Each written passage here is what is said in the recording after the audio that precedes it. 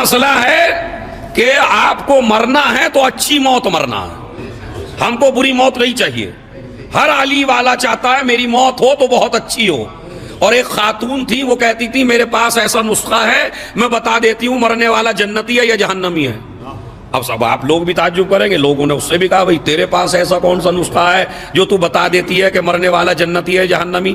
کہا اگر مرنے کے بعد جب لوگ اسے دفنا کے آ رہے ہوں اگر تعریفیں کرتے آ رہے ہیں تو سمجھ لیتی ہوں جنتی تھا، اور اگر لعنتیں پڑھتے ہوئے آ رہے ہوں،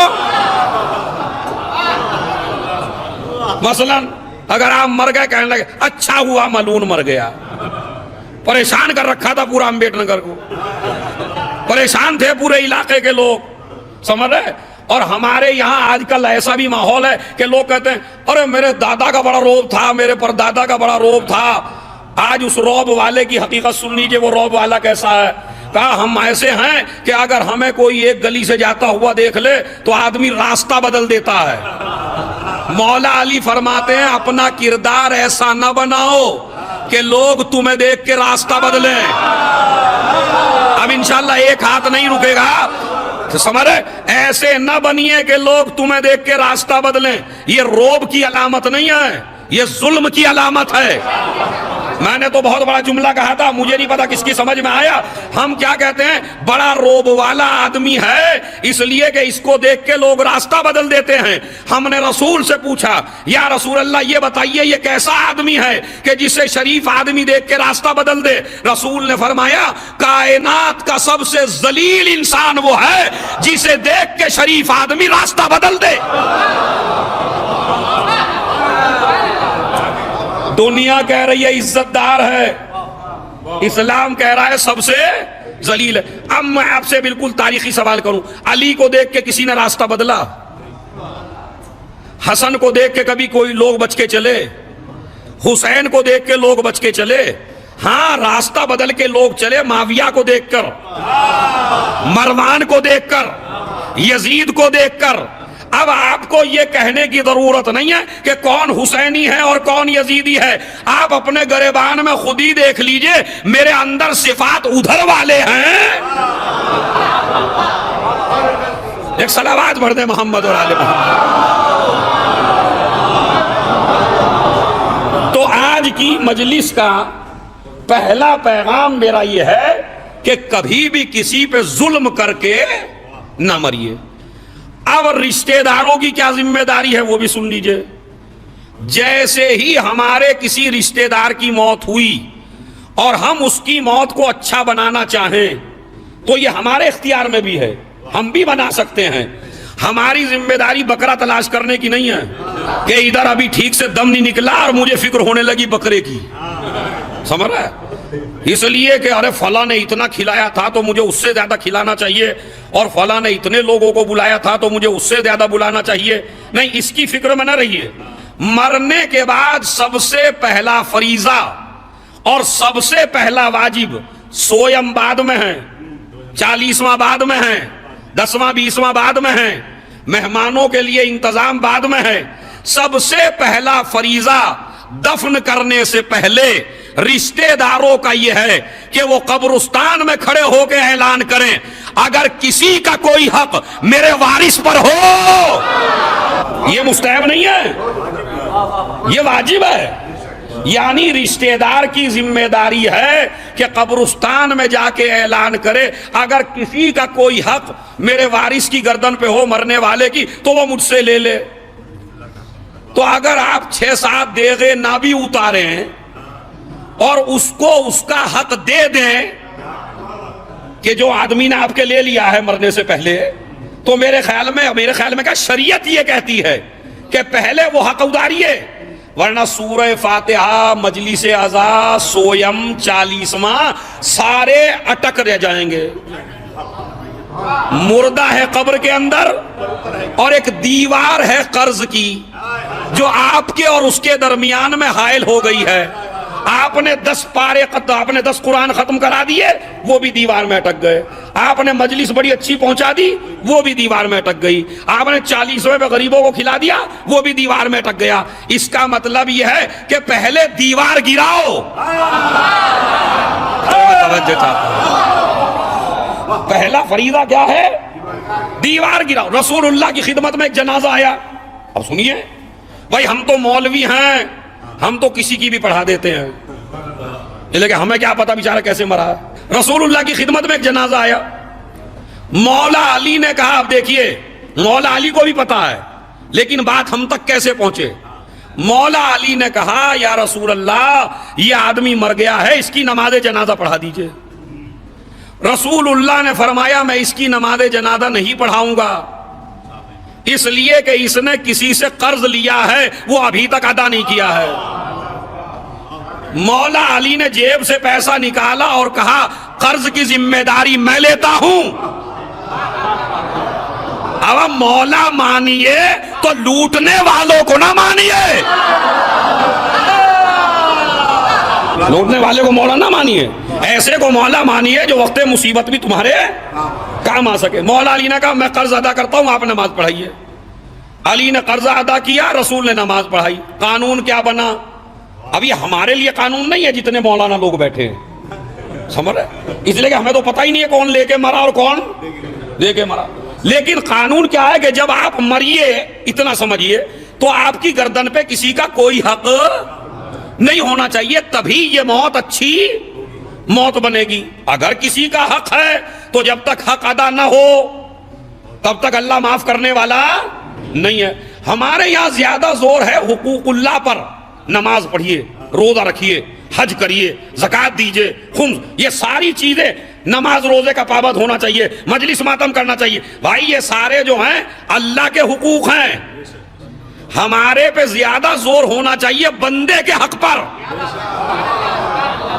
اس لیے کہ اللہ کریم ہے، اپنا حق معاف کر سکتا ہے. مگر بندہ جب تک بندے کو نہ مل جائے تک بندہ حق ادا کرنے والا اور معاف کرنے والا نہیں ہے. ایک مسئلہ تو یہ ہے. دوسرا مسئلہ یہ ہے کہ اگر آپ عمل کر بھی لیجئے تو عمل پہ گھمنڈ نہ کیجئے. بس یہی قول میں نے پڑھا. ابھی تک تو آپ نے مجھے داد دی، اب مولا علی کو کتنی دیں گے وہ خود تیار ہو لیجئے. مولا علی کو داد دینی ہے آپ کو، سمجھ رہے آپ؟ کیونکہ مولا علی کو اپنی زندگی میں داد نہیں ملی ہے. اور یہاں بھی اگر آ جائیں مولا علی تو ذاکر کو زیادہ داد ملے گی. مولا علی کو اتنی داد، مولا علی کو تو اس طرح بیٹھ کے سنیں گے، اس لیے کہ ذاکر وہ پڑھتا ہے جو آپ کی پسند ہو، علی وہ بولتے ہیں جو خدا کی پسند ہو. تو علی تو وہ بولتے ہیں، اب مولا علی علیہ الصلوۃ والسلام وہ فرماتے ہیں. اب ان کا فرمان کتنا عظیم ہے، خدا کی قسم اگر آپ قیامت تک بھی داد دیتے رہیں تو ایسا جملہ جو میرے مولا نے کہہ دیا، علماء کرام سے خصوصی توجہ چاہتا ہوں، اگر یہ متوجہ نہ ہو تو آپ سیئۃن، نہج البلاغہ، سیئۃن تسوءک خیر من حسنۃ تعجبک. مولا علی فرماتے ہیں وہ گناہ جس گناہ کو کرنے کے بعد تیرے اندر احساس ندامت پیدا ہو جائے. نہیں سن لیجئے، اب مولا مجھے بھی طاقت دے اپنے اس قول کے ترجمے کی. وہ گناہ جس کو کرنے کے بعد تم پچھتانے لگو، وہ گناہ جس کو کرنے کے بعد تم شرمندہ ہونے لگو، وہ گناہ جس کو کرنے کے بعد احساس ندامت پیدا ہو جائے، وہ اس نیکی سے بہتر ہے کہ جس نیکی کے بعد تم میں تکبر پیدا ہو جائے. پھر سن لیجئے کیا کہتے ہیں مولا علی، کیا فرماتے ہیں؟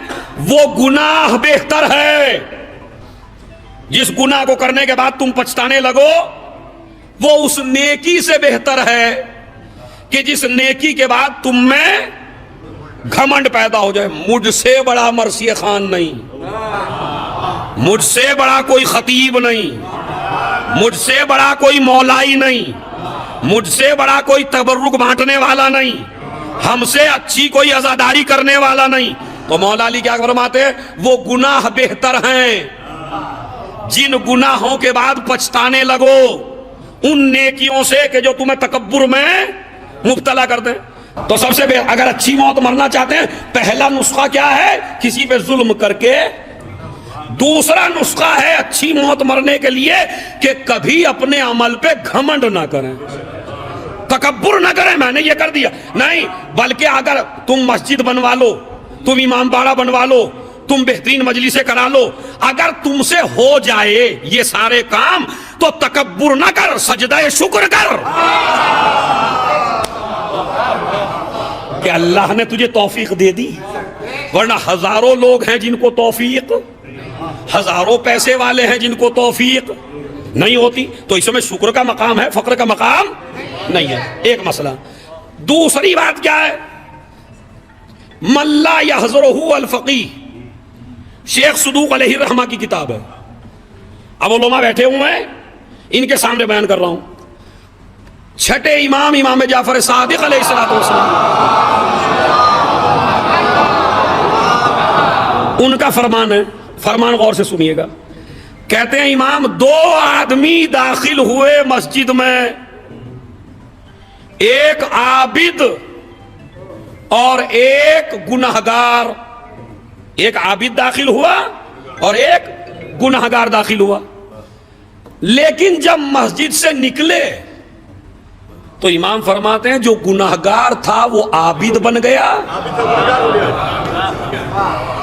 اور جو عابد تھا وہ گنہگار بن گیا. اب آپ کہیں گے وہاں کون سی مشین لگی تھی مسجد میں بھائی؟ یعنی دو آدمی مسجد میں داخل ہوئے. غور سے سنیے جوانوں، یہ تمہارے لیے مجلس ہے. اچھی موت مرنے کے لیے ظلم نہ کرنا ایک، دوسرا اپنے عمل پہ گھمنڈ نہ کرنا دو. ابھی ایک دو چیزیں اور آئیں گی، مجلس تمام ہو جائے گی. تو دو آدمی داخل ہوئے، عابد، بڑا عابد اور ایک بڑا گناہگار. امام فرماتے ہیں لیکن اب جو مسجد سے نکلے تو پلٹ کے نکلے. جو عابد تھا وہ گناہگار بن گیا، جو گناہگار تھا وہ کیسے؟ اب نسخہ سنیے خدا کی قسم اور سمجھیے امامت کیا ہے. مولا فرماتے ہیں جو عابد تھا اس نے جب گناہگار کو آتے ہوئے دیکھا کہنے لگا لو یہ بھی آئے ہیں آج، انہیں بھی دکھ گئی اللہ کی مسجد. سمجھ رہے؟ 70 چوہے کھا کے بلی حج کو چلی. اتنا بڑا گناہگار آج آیا اللہ کی بارگاہ میں، کبھی کم وقت نے سجدے میں سر نہ رکھا اور آج آیا ہے.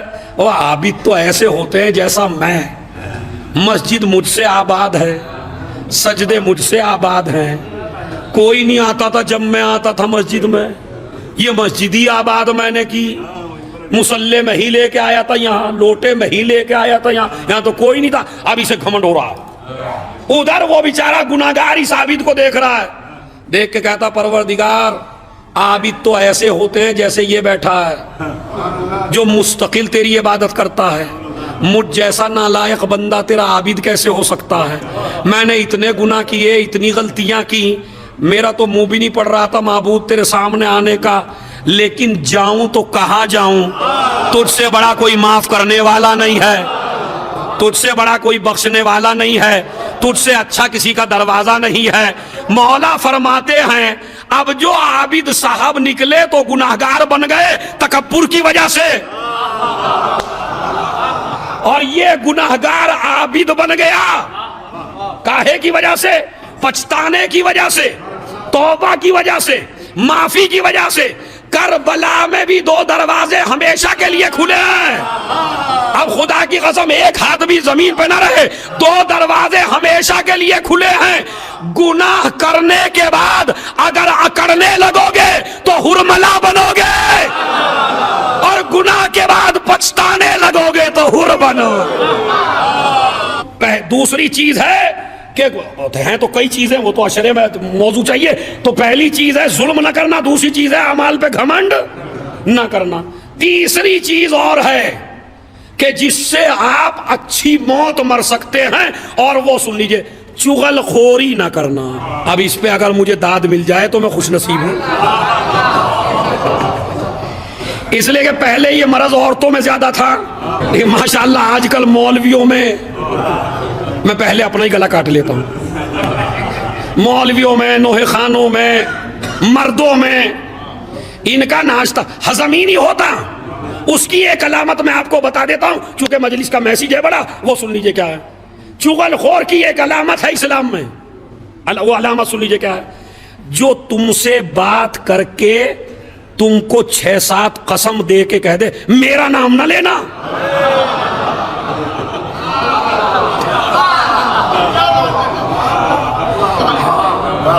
کیا مطلب ہے اس کا؟ کہ میرا نام، اور تمہیں جناب عباس کی قسم ہے،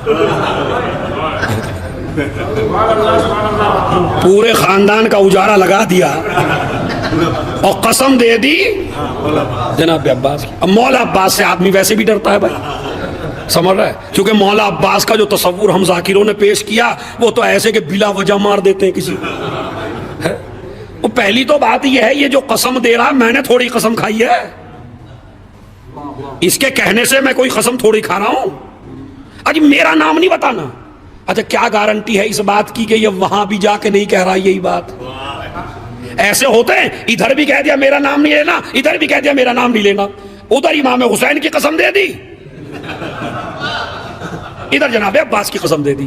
اس کا ناشتہ دونوں جگہ پکا، وہ سمجھ رہا ہے یہ میرا ہے اور یہ سمجھ رہا ہے کہ یہ میرا ہے۔ اس کا بھیانک یہ جو چغل خوری ہے، اسے آپ آسان سمجھتے ہیں، چغل خوری کا جو گناہ ہے اس کی سزا اللہ دنیا میں یہ دیتا ہے کہ اللہ اپنی بارش کو روک لیتا ہے، رحمت کو روک لیتا ہے۔ اس لیے کہ جب اللہ سے جناب موسیٰ نے پوچھا پروردگار جب تو بندے سے راضی ہوتا ہے تو کیا کرتا ہے؟ کہا بارش کرتا ہوں۔ کیا ہے؟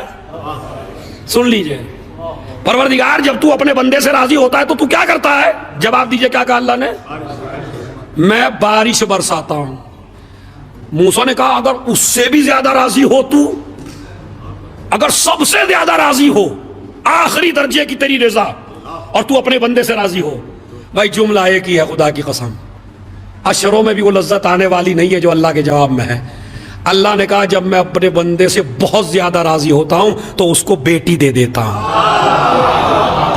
اب مجھے کیا پتا ابھی آپ دوسرے جملے کے انتظار میں ہیں۔ جب میں سب سے زیادہ راضی ہوتا ہوں کسی سے تو اسے بیٹی دے دیتا ہوں۔ یقین نہیں آتا تو دیکھ لیجئے جو سب سے بڑا رسول تھا اس سے بیٹے لے لیے اور بیٹی دے دی، تو میں بیٹی دے دیتا ہوں۔ ناراض کب ہوتا ہے؟ جب بندہ چغل خوری کرتا، پھر میں اپنی بارش کو روک لیتا ہوں۔ جناب موسیٰ کا زمانہ اور لوگ بیچارے بارش کی وجہ سے مر رہے ہیں، زمینیں پھٹ گئی ہیں، حیوانات مرنے لگے ہیں، غلہ زمین میں سوکھنے لگا ہے۔ پوری قوم جناب موسیٰ کے پاس آئی، اے موسیٰ اللہ سے دعا کر دیجئے۔ جناب موسیٰ نے کہا پوری قوم صحرا میں آ جائے۔ جنگل میں چلی گئی پوری قوم، صحرا میں، آخری جملے مجلس کے، پوری قوم صحرا میں چلی گئی، جنگل میں آ گئی، اکٹھی ہو گئی پوری قوم۔ اے موسیٰ دعا کر دیجئے۔ اللہ سے دعا کی پروردگار بارش برسا دے۔ کہا نہیں برساؤں گا۔ کہا کیوں؟ کہا تمہاری قوم میں ایک چغل خور ہے جس نے پورے بنی اسرائیل میں فتنہ برپا کر رکھا ہے، جب تک یہ اٹھ کے نہ چلا جائے، بس اس سے بڑا واقعہ میرے پاس نہیں تھا اللہ کی محبت سمجھانے کے لیے۔ کہا جب تک وہ اٹھ کے نہ چلا جائے۔ جناب موسیٰ نے کہا پروردگار ابھی نام بتا، ابھی کان پکڑ کے اٹھاتا ہوں۔ کہا موسیٰ جس چیز سے ہم روک رہے ہیں وہی ہم سے کرانا چاہتے ہو؟ نام نہیں بتائیں گے تم کو، اور تمہاری جو نبوت کی طاقت ہے پہچاننے کی وہ بھی لے لی ہم نے، تم نہیں پہچان سکتے اس میں کون ہے۔ کہ پروردگار نام تو بتائے گا نہیں، ہم پہچان پائیں گے نہیں۔ اب یہ بتائیے کروں تو کیا کروں؟ کہا اعلان کرو، عمومی اعلان کرو۔ کہا اتنا 70,000 کا مجمع اور مائک کوئی نہیں؟ بس سنیے آواز خدا کی قسم۔ کہا موسیٰ آواز دینا تیرا کام ہے، آواز کو پہنچانا میرا کام ہے، آواز دینا تیرا کام ہے، آواز کو پہنچانا ابراہیم نے حج کی آواز دی تو تم نے سن لی، حسین نے استغاثہ کیا، ارے میں کیا کروں، تو بھی تم نے سن لیا۔ تو اس کا مطلب ہے کام اس کا، تیرا کام ہے آواز دینا، ہمارا کام ہے پہنچانا۔ بھائی سنیے، مجلس تمام ہو رہی ہے۔ کہنے لگے بھائیو تم میں سے کوئی اگر چغل خور ہو تو وہ اٹھ کے چلا جائے، بارش جب تک نہیں ہوگی جب تک کہ کوئی چغل خور اس میں۔ اب کسی کو نہیں پتا مگر جو کرتا ہے اسے تو پتا ہے۔ اس نے دل میں پہلے تو سوچا اٹھ کے چلوں، وہ کہنے لگے اٹھ کے چلوں گا تو اللہ تو معاف کر دے گا مگر یہ نہیں جینے دیں گے۔ یہ تھا ملعون، اس نے مروا رکھے تھے بھائی، ہوا اس نے کر رکھا تھا، یہ کام ہما اس نے کر رکھا تھا، ہما یہ تھا بھائی کوہنیاں چلنے لگیں گی، ہو سکتا ہے وہیں مجھے مارنے لگے۔ کہنے لگے پروردگار، دل میں کہا پروردگار یہ مجمع نہیں جانتا، مجلس عروج پہ ہے خدا کی قسم، پروردگار یہ مجمع نہیں جانتا کہ میں ہوں مگر تو تو جانتا ہے کہ میں ہی ہوں، لیکن معبود تو کتنا کریم ہے کہ میرا نام اپنے نبی سے بھی نہ بتایا۔ ارے میں توجہ چاہتا ہوں خدا کی قسم، اے میرے پروردگار تو کتنا کریم ہے، اگر تو چاہتا تو مجھے ذلیل کر سکتا تھا اور میرا نام اپنے نبی کو بتا سکتا تھا، لیکن تو کتنا کریم، کتنا مہربان، کتنا رحیم ہے کہ تو نے میرا نام اپنے نبی کو بھی نہیں بتایا، اور میں بھی تیرے عزت و جلال کی قسم کھاتا ہوں جو آج تک ہوا آج کے بعد میں کبھی یہ گناہ کرنے والا نہیں۔ ادھر بندے نے معافی مانگی، ادھر اللہ کا حکم ہوا موسیٰ دعا کر، موسیٰ نے دعا کی، بادل چھانے لگے، کہا پروردگار میری دعا سے، کہا تیری دعا سے نہیں جس کی وجہ سے روکی تھی۔ خدا کی قسم مجھے شکوہ ہوگا اگر آپ اس میں چپ رہ گئے۔ اللہ کی رحمت دیکھیے کیا ہے، کہا پروردگار میری دعا سے بارش کی، کہا نہیں جس بندے کی وجہ سے روکی تھی اس نے ہم سے معافی مانگ لی، ہم نے اسے معاف کر دیا۔ ایک مرتبہ موسیٰ کہنے لگے پروردگار اب تو اس بندے کا نام بتا دے کہ جس کی وجہ سے بارش کی۔ موسیٰ چالاک نہ بنو، جب گناہگار تھا جب تو ذلیل ہونے نہ دیا۔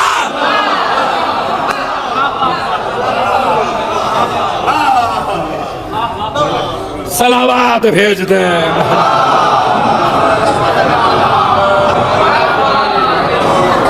ایک صلوات اور پڑھ دیں محمد۔ جب گناہگار تھا جب تو ذلیل نہ ہونے دیا، اب تو ہمارا ہو گیا۔ اسی لیے خدا کی قسم جب آپ کوئی گناہ کرتے ہیں اور فرشتے کہتے ہیں لکھ دیں، اللہ کہتا نہیں 7 گھنٹے نہ لکھنا۔ ضعیف روایت 7 دن کی بھی ہے، لیکن میں وہ روایت نہیں سناتا ورنہ علماء میرے پیچھے پڑ جائیں گے۔ ہاں 7 دن کی بھی ہے لیکن معتبر ہے 7 گھنٹے اللہ فرشتے کو لکھنے نہیں دیتا۔ کیا پتا میرا بندہ کہہ دے استغفر اللہ ربی واتوب، یہ ضرور کہا کریں، خصوصاً نماز عصر کے بعد۔ کائیں کے بعد؟ آخری حدیث ہے نماز عصر کے بعد۔ ہمارے صادق آل محمد امام جعفر صادق علیہ السلام، یہ ایک تحفہ ہے میری طرف سے جتنے لوگ آئے ہیں، چونکہ ایک مرحومہ کی مجلس ہے تو اس میں ایک تحفہ دینا چاہتا ہوں۔ امام فرماتے ہیں من استغفر اللہ بعد صلاة العصر 70 مرہ غفر اللہ لہ ذنوبہ 50 سنہ۔ جو انسان نماز عصر کے بعد 70 مرتبہ کہہ دے استغفر اللہ ربی واتوب الیہ، تو اللہ اس کے 50 سال کے گناہ معاف کر دیتا ہے۔ کتنے؟ 50 سال کے۔ اب یہ حدیث ہم نے ایک جگہ پڑھ دی اور اتنی پڑھی، حدیث بعد میں بھی ہے۔ تو ایک لڑکا کہنے لگا میری عمر ہے 35 سال، 15 سال کے تو میرے لکھے نہیں گئے۔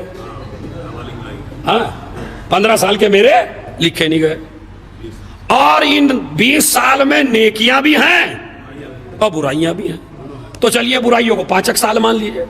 تو میں ابھی سے استغفار کیوں شروع کروں نماز عصر کے بعد؟